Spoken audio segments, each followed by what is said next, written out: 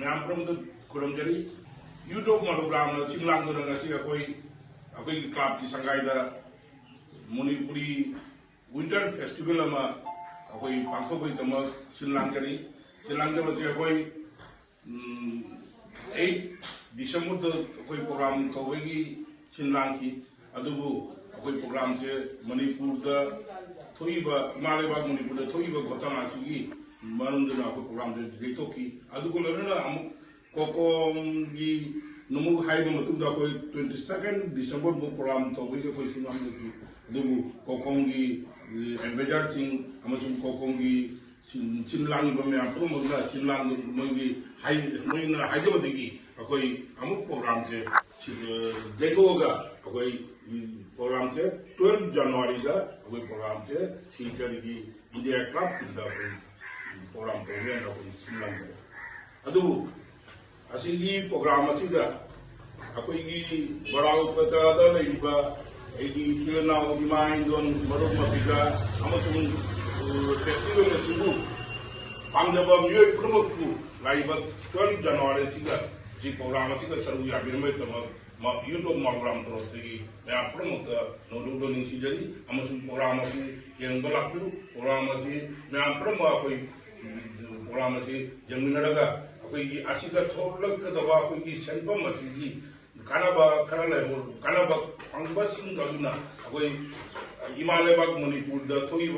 घटना असिगा अखोइना अखोई relief camp दा अखोइना नमजबा अखोइना एमाउंट अखोई 50% है ना अखोई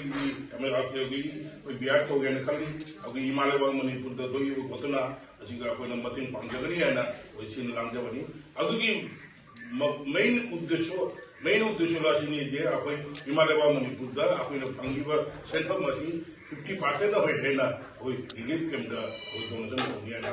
असिगी वाखन ते लौरगा अखोइना लाखलिबा 12 जनवरी असी मणिपुरी विंटर फेस्टिवल 2025 एना अखोई सिनला लांगजरी रमजरी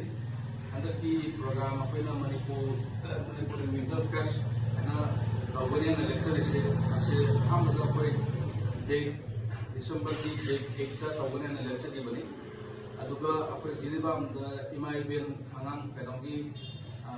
जामना कनो इन हाफ के बतांग दु मतंग दुगा अखोई प्रोग्राम दे तौबा से नुंगाइतेना अखोई मणिपुरी एसोसिएशन सिंखरागा तामरागा डेट के अखोई 22 डिसेंबर दा कम होइना हाउसेना लेपकी अदुगा मु 22 डिसेंबर सिगा मु अखोई की मेटी अखोई की जाति की मी अमखक मणिपुर दा फागेना अदुई मतंग दा कोकोम गी माइकेडी खतंग अखोई न मने अपील तौरी जे प्रोग्राम से खतंग पोस्टपोन तौबियाना अदुगी मोइना हाईवे अपील दो अखोई न रेस्पेक्ट तौरी and we have welcome their मोइ अपील दो अखोई न रेस्पेक्ट तौरी दो ना से प्रोग्राम से अखोई हंदक 12 दा जेथो का 12 दो एना फिक्स तौरे हाईवे हजके 12 से प्रोग्राम से